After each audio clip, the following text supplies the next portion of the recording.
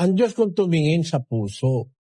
Kaya, huwag mo intindihin kung ano ang tingin nila sa'yo. Ang mahalaga, yung puso mo, malinis sa paningin ng Diyos kasi ang Diyos ang tumitingin sa puso.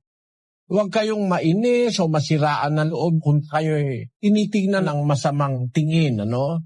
Merong mga tao masama kung tumingin sa kapwa. Meron silang mga agad na nakikitang kapintasan. Pero pagka Kristiyano ang titingin sa'yo at kausap mo Kristiyano, lalo na yung isang Kristiyano umuunawa ng aral ng Diyos, hindi ka pwedeng hamakin ng isang kapatid sa Diyos. Parang panghahama kasi sa kapwa yung sabihin mong pangit yung kapwa mo tao eh.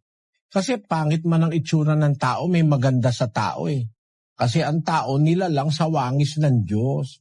Hindi natin dapat hamakin ang tao sa kanyang itsura. Pangunahin na, tinitingnan ng Diyos sa tao yung puso. Hindi mahalaga yung sinasabi ng tao.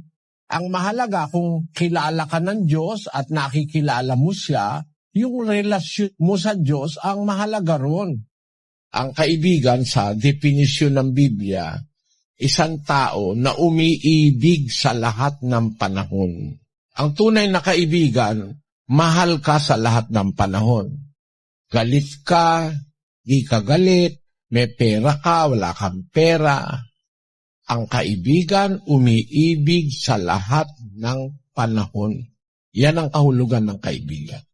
Paano ka maging kaibigan? Ay matuto kang umibig sa lahat ng panahon. At dapat ang kaibigan, chine-cherish yan. Hindi parang pag wala ka ng pakikinabangin, kaya mo na siyang kaibigan. Sabi nga ng kawikaang English, make new friends but don't forget the old. For new friends are silver and the old ones are gold.